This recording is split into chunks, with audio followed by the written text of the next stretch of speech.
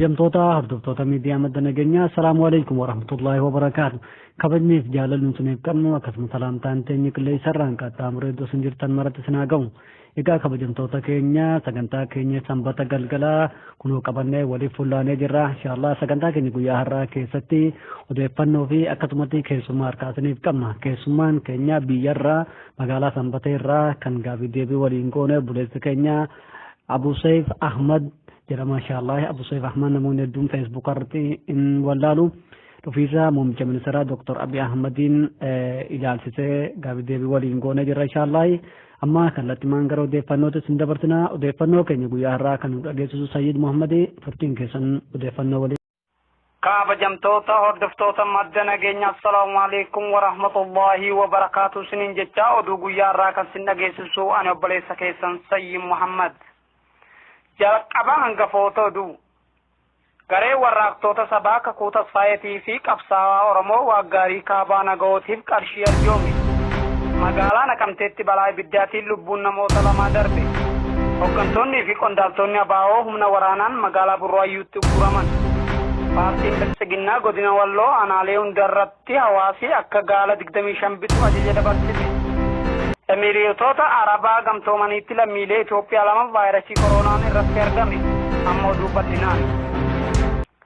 Garee warraaqtoota sabaa kakuu tasfaayetii fi qabsaa'aa Oromoo waaggaarii kaabaa nagahootiif qarshii Itoophiyaa 10,000 gumaache. Kakuu tasfaayee mootummaa gabroonfataa Itoophiyaatiin kan miilli isaarraa cite yoo ta'u, waaggaarii kaabaa nagahoo ammoo kan bara 19 ol naannoo Tigraayitti hidhaa lafa jalaatti dararamaa kan ture baatii tokko dura gadhiifame.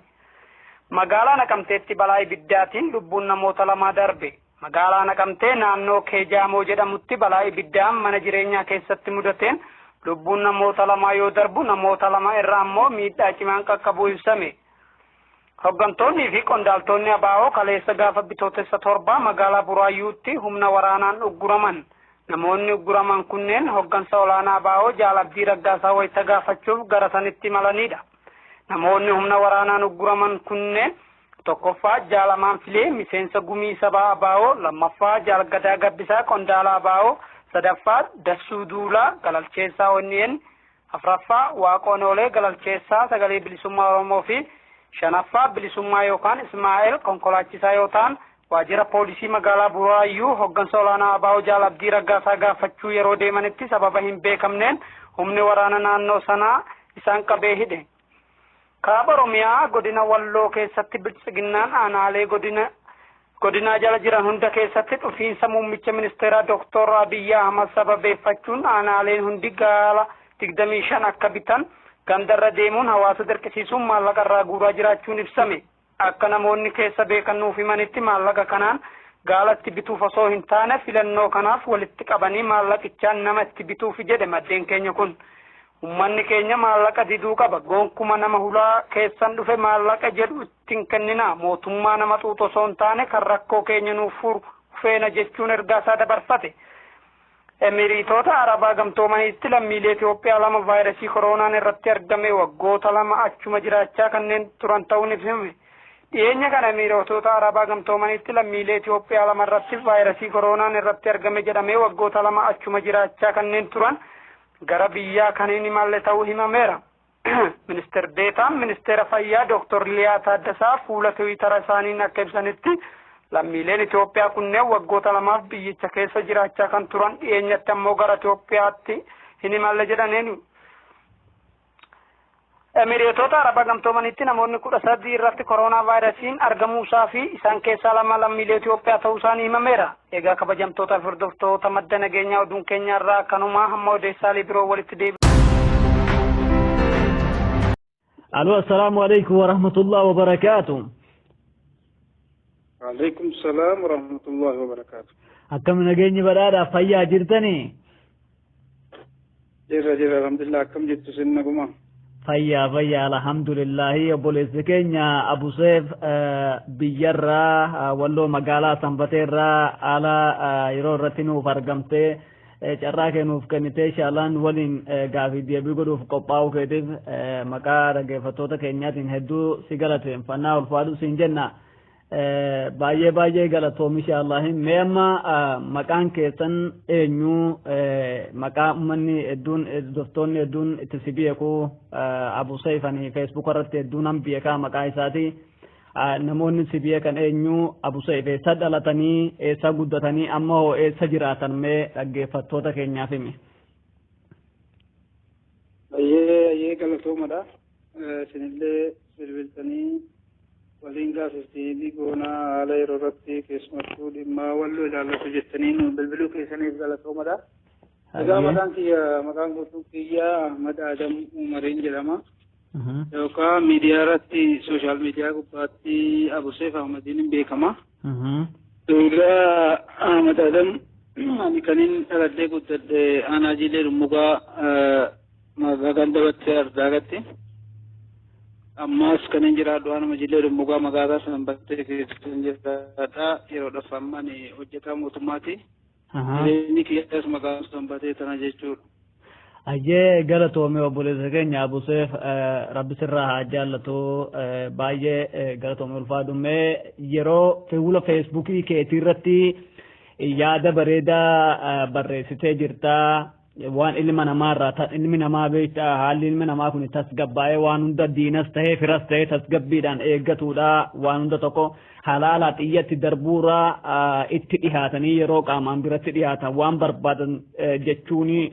Waan barbaadan gaafachuun yeroo hedduu yeroo qaamaa walitti siqan waan ta'eef waan san ilaalchiftee yaada hedduu kaaftee jirta. Yaadni ati kaafte waa'ee muummicha ministeeraa Dr. Abiy Ahmad walloo dhufuurraan yaada dheeraa barreessiteerta. Ani yaada akkasii barreessuu namoonni keenya hedduun isaanii oggaan arguuf barreeffama dheeraallee barreessuun fedhanii immoo barreeffama dheeraa kanallee miidhagsanii keessa gadi bu'anii dubbisuu isaanii hin fedhan yeroo hedduu yeroon hordofu waan ta'eef ati akkasitti wanni sun na ilaallata wanni biyya keenya na ilaallata jettee barreessitee jirta.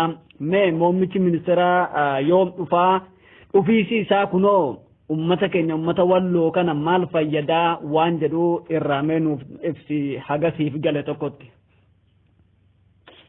Ayyee galatoomadha.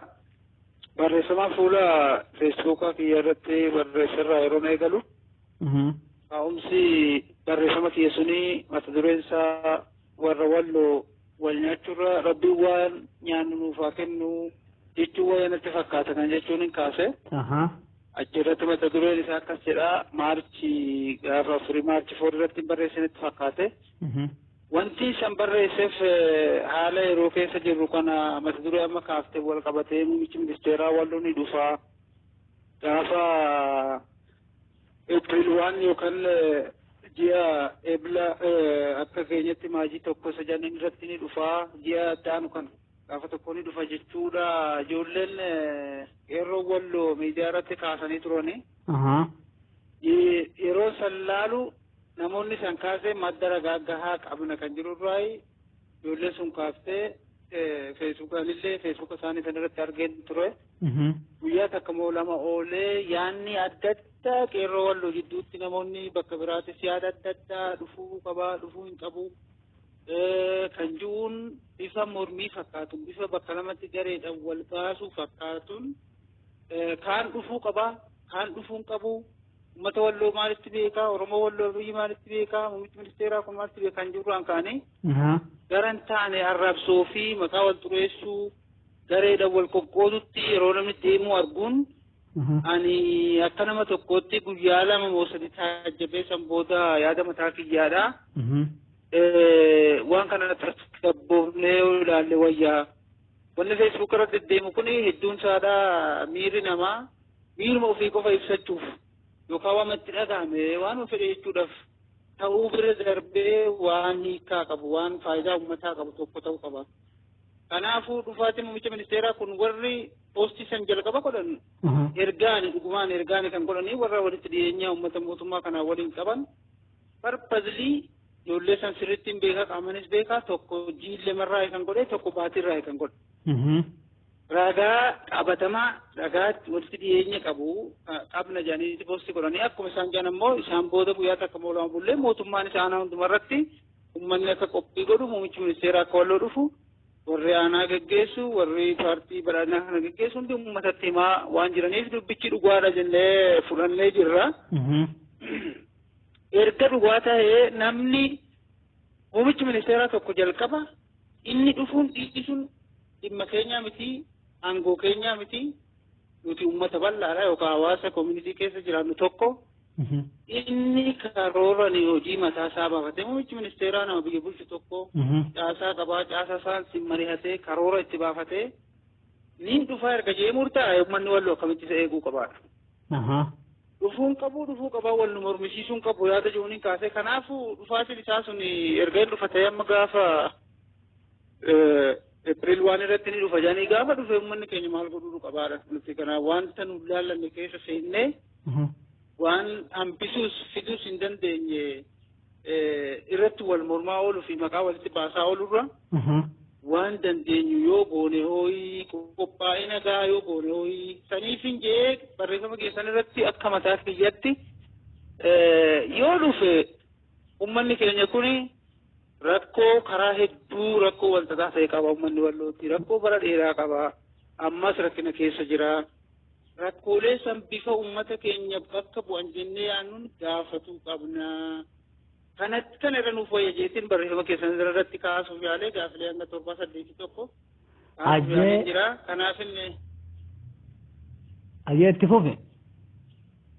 Kanaaf inni gaafilee san akkanan yaaletti rakkoo amma uummanni walloo Oromoo walloo akka waliigalaatti keessa jiru rakkoolee gama siyaasatiin jiran gama diinagdeetiin jiran gama hawaasummaatiin jiran ni bakka bu'an jee waan yaade saniifin barreeffamni kiyyallee ergaa akka qabaatu jeetiin dheeressee yeroo baay'ee namoonni barreeffama akkumaatti jette dheeressi tanaan jedhani. Ani yaanni wanti deliver godhuu barbaadan kana keessaa dhumutti barreeffama gabaabsuus ittuun beeku kanaafin dheeressee barreeffamicha wal qabatee kanumaafin bifa yaada araaraa fakkaatuun waan bu'aa keessa argatuu dandeenyu haala bu'aa argatuu dandeenyu irratti yaadeenyu yaaqi qeerroo teenya uummata keenya yaada jechuun achirratti ibsachuu barbaade jechuudha. Hayyee galatoomii abbuseef obboleessa keenya bareedaadha. Baay'ee bareedaadha. Muummicha ministeeraa nulleen dhowwuu hin dandeenyu fiduus hin dandeenyu jettee kun yaada gaariidha. Asirri namoonni tokko tokko akka jechaa jiran wanni qeequun irraa ka'eef waa'ee hawaasa keenya miidiyaa irratti asis laaltee yaada baattee nus yoo waa'ee uummata keenyaa san miidiyaa kan sooshaal miidiyaa kana irratti ilaallu uummanni keenya yeroo hedduu 4 kiiloo dhaqee jira dhimma kanaaf itti himatuudhaaf rakkoo nu bira jiru kanatti himatuudhaaf yeroo hedduu 4 kiiloo dhaqaa ture namni jalaa kaase hin jiru amma hoo nama hulaasaatu dhufe nama hulaa isaatu dhufeef rakkoo hin furre amma immoo maal godhaa oggaa dhufu kana maal fura jenneeti waan jedhu sababa saniin ka'eeti uummanni suni kan dubbate yeroo walloo dhufu kana rakkoo uummata keenyaa kana gadi bu'ee furuudha moo godinaalee Oromoo kana hunda dhaqee walloo maafan dhiisaa yookaan immoo akkuma ati jette warroota caasaa uummata isaa waliin mari'atee dhimma tokko tokko kallattiidhaan dura taa'ee waan tokko tokko karaa qabsiisuuf tahi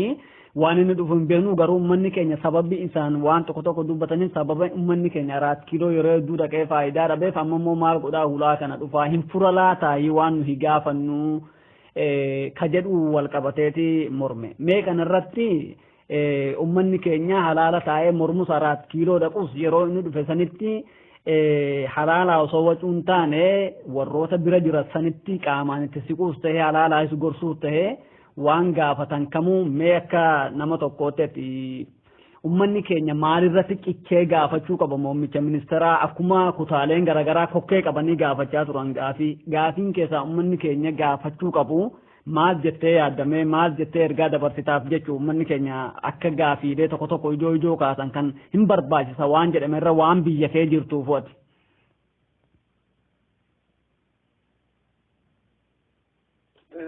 Gaariidha inni jalqabaa sirriidha uummanni walloo muummicha ministeerattis ta'ee mootummaa federaalirraa akkuma waliigalatti komii qaba.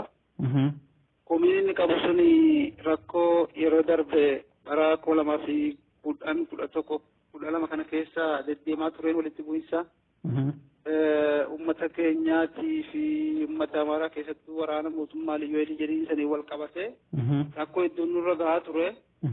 rakkoolee san akka nurraa furan jedhanii qeerroon walloo maanguddoon abbootiin amantaa sirriitti hin beekan yeroo 2-3 deddeebi'anii dhaqanii jiranii deebii hin arganne kana biraan darbee muummichi ministeeraa bakka amma ofii fedhiidhaan dhufa jee ka'e kana akka dhufee uummata kana mari'achiisu waltajjiilee garaagaraa paarlaamaa miseensota mana maree bakka bu'ootaa dabalatee Oromiyaa keessatti waltajjiilee garaagaraa inni mari'achiise Harargee irratti Amboo irratti dabalatee biyya alaa keessatti waltajjiitti uummata walloo kana uummata abbaan qabne maaliif hin dubbisne maaliif deebii isaanii ilaallee jee isaan gaafatamee jira muummichi ministeeraa.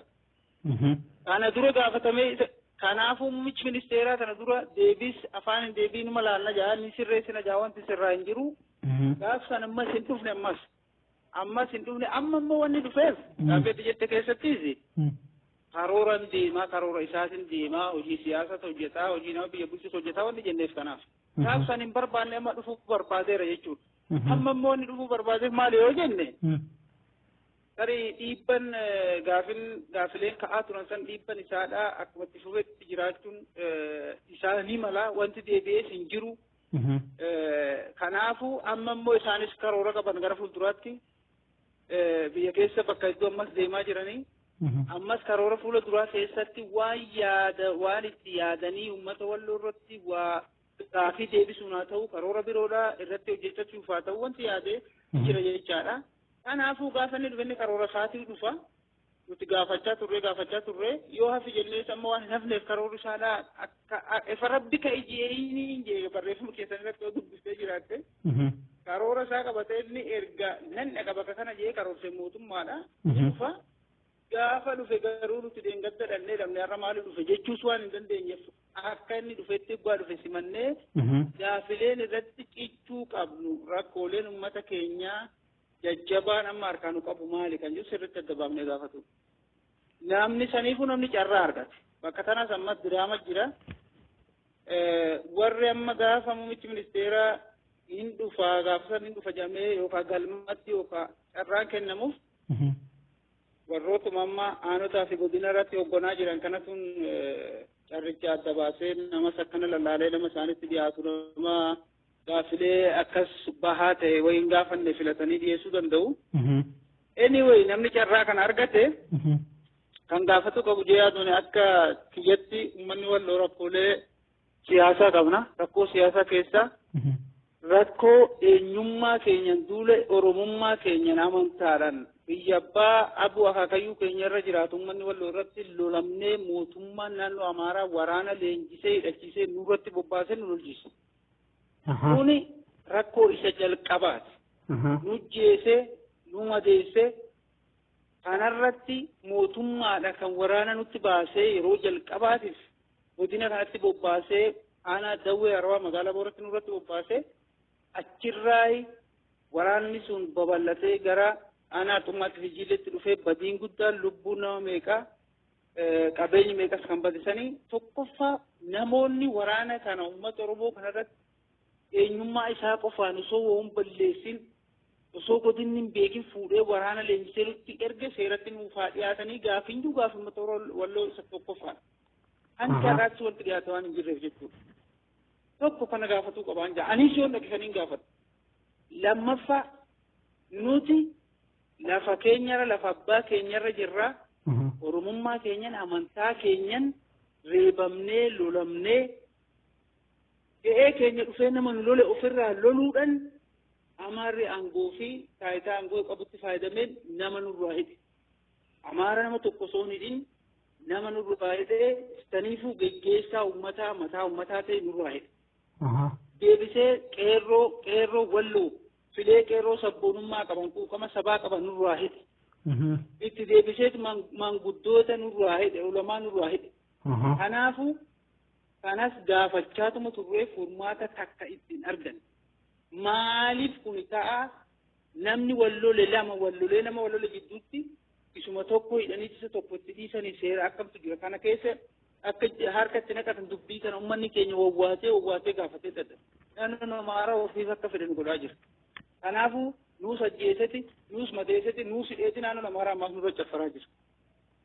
Kuni furmaata argannee kuni maaliif furmaata hin argatin dhimmi uummata Oromoo kuni Dr. Abiy siin ilaallanne moo siittiin dhagaamne moo maaliif furmaata nuuf hin fidinii ilaarraa sitti wawwaatu jirra lama naaji kuni gaafatamuu qabaatti.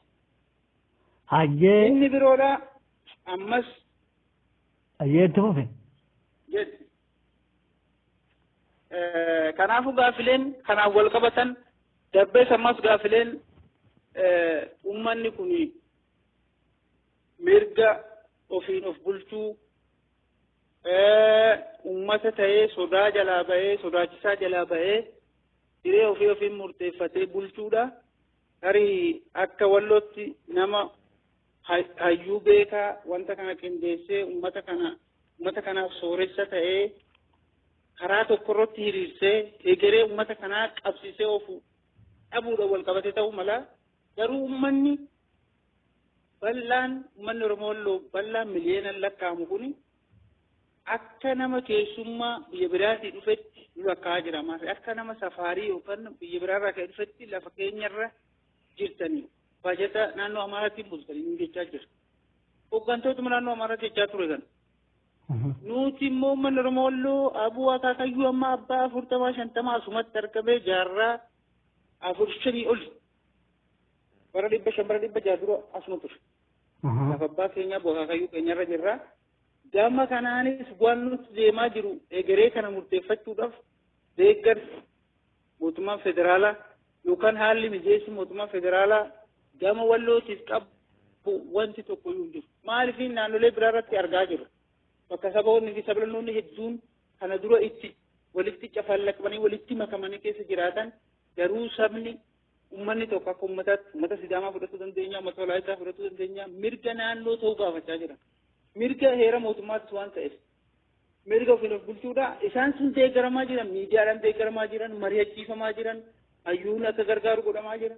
Uummanni keenya sitti nama baratee kana hoogganee achis gahee waan hin qabneef namni waan kanaasis dubbatee uummata walloomee abshira akka Oromootti yaadetii beeki kan amma. Sirriidha. Sirrii jechuuf ta'e uummanni keenya qabu jechaadha. Qomoo keenya tokko garuu abshiraadha. Gabrummaa keessa jireenya keessan guutuu dabarsuun qabdanii falli akkanaatis jira. Naannoo taatanii ofiin of bulchuu ni dandeessanii yookaan furmaanni akkanaa jira. Wanti jiru gama gubbaatti hayyoota Oromoo biraas wanni nu dhufaa jiru hin jiru. Kuni maaliif hin yaadamne? Diina lama jidduu jirra. Diina Amaaraan gama waliitiin diinummaadhaan jirra. Affaariin gama gadiitiin diina lama jidduutti ciniinamee uummata jirudha. Uummanni kun yommuu seenan isaa seenuma waraanaa ta'eeti seenaa kana dhaloota qubee kanatti dhaalchisuu qabaayi. Kan jiran hedduu waan naalchisuuf isaan kunis dabalatamanii gaafatamanii baay'ee waan nu yaaddeessuuf egeree keenya ammas waan bilisummaadhaan sodaa fi shakkii malee biyya abbaa keenyarra haalli itti jiraannu uumamuu qaba jee waan hin yaaduuf kunis dabalataan osoo gaafatamee gaariidha jedhee yaadan. Hayyee obboleessa keenya Abuseef galatoomii ulfaadhu fayyaa rabbi si haa kennu yaada bareedaadha. Yeroo ammaa kana ummatoota amma biyya keessaa hojjettoonni mootummaatis ofiin of bulchuu kana ni kaasanii miidiyaalee irrattis hoggaa hordofnu ofiin of bulchuu kana namoonni fedha. Ofiin of bulchuu kana irratti gaafiilee ummata keenya hedduu walitti cuunfaa jirra. Hayyoota keenyas gamaa gamana walitti cuunfaa jirra. Inshaallah rabbiin amrii jabaate nu haa laafisuuti. Isinilleen galatoomaadha. Ammallee waan nu hafe hedduu jira waan yeroo nu daangessuufu deebinee isis zihaarraa haga fedhinnaa keenya akkasumatti barreeffamni keessu waa hedduu kan keessa bu'anii nama kakaasu hedduu qaba. Kanaaf waan yeroo nu daangessuuf har'a asumarratti haa dhaabnuti inshaallah atilleen galatoomii maqaa dhaggeeffattoota raadiyoo madda nageenyaatiin hedduu si galatoonfanna siin jenna carraa kanatti fayyadamiitii dhaamsa kee dabarfadhu siin jenna ayye. Ayyee galatoomadhaan dhumarratti wanni jechuu barbaadu uummanni keenya kun qeerroon miidiyaa hawaasarratti hedduu baanee waan nutti dhagahame dubbannu kun uummanni walloo kun tokko waan agarsiisu keessaa miidiyaa mataa isaa hin qabu. Har'a meeshaan guddaan diinatti ofirraa loltuun odeeffannoo uummata addunyaatti dabarfattuun miidiyaadha. Miidiyaa maas miidiyaa uummata bal'aadhaa hin qabu. Televizyiniin walloon hin qabu, raadiyoon hin qabu, kan qabnu miidiyaalee akka keessanii kan. Miidiyaa akka kiyyaa fi akka qeerroo walloo amma sooshaal miidiyaa irratti haasofnu kan. Kana keessatti biliis uummata keenya kanaaf waan bu'aa qabu haa dubbannu. Waan faayidaa irraa argannu haa dubbannu. Dhaabatamaan duulli jiran walirratti duulu. Kanammoo kuni warri tokkummaa qeerroo wallootis ta'e uummata walloo diiguudhaaf hojjetan qabatamaan jira. Kuni duulli gaafa waan gaarii dubbadhe waan badaa poostii irratti godhi yaada buseef akkas godhi waan miidiyaan kun jee akkas irratti godhi jedhamee warroonni ergaman jiru.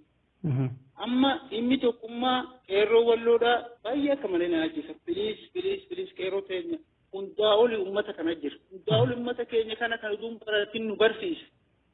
Kan rakkoo meeqa keessaa nu barsiisee har'a nuti isa bakka buunee dubbannu kana of duubatti haalaallu.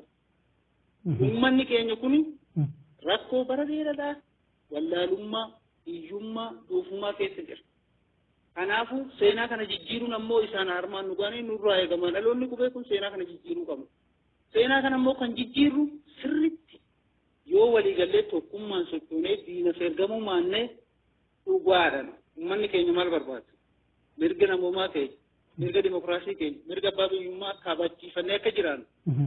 Kuni tokkummaan keenya cimatee barnootanii cimannee tattaaffii siyaasatiin sochii hirmaannaa siyaasa keessatti cimannee diinagdeen uummata keenyaa haalatti cimuu qabu. Diinagdeen uummata keenyaa cimatee diinagdeen siyaasaa uummanni diinagdee siyaasaa cimaa hin qabne akka uummataatti uummata ta'ee jiraatuu hin danda'u. Fuuldurstop. Ergaan kiyya guddaan an dabarsuu barbaadu. Uummanni walloo hayyuu hedduu barbaada. Yaada hedduu kanaa waan hin hojjetamin egereen isaa bilisummaa akka ta'u. Ummata hiree ofii murteeffatu akka ta'u ummata diinagdee siyaasaa cimaa horatee baratee jabaatee diinagdeen isaa jabaatee dhaabbatu akka ta'u tokkummaadhaan beekumsa qabnu hirmaannaa qabnu rabbumaa jenne rabbis nu gaafata ummata kana yoo dhugaadhaan waan qabnu shira kana irratti xannu taate rabbis nu gaafata maaliif uummanni kun ummata islaamaati tokko lammaffaa nu barsiisetti haqa nurraa qaba. Kanaafuu biliis muummichi ministeera yeroo dhufees nagaan simmannee sirriitti gaafii ta'uu qaban jennu yoo carraa argannu warri carraa arganne guutuun waan uummata kana bakka bu'a. Rakkoo hawaasummaa, rakkoo siyaasaa, rakkoo diinagdee uummanni keenya qabu. Gaama jiru hundaan haa kaafnu dhumarratti jaarmaya tokkollee qabnu akkuma sira jedhe. Uummanni walloo uummata bittinee jiru. Uummata nama mataa walitti qabudhaaf jaarmaya gama hawaasummaa qabnu, jaarmaya siyaasaa qabnu, jaarmaya hayyootaa qabnu. Yeroo nagaan geessaaf malee waan baay'een dubbachuu barbaadaa ijaaramuu qabna, gurmaa'uu qabna, wal gurmeessuu qabna, amaanaan dhaammatuu barbaadu qeerroo walloo.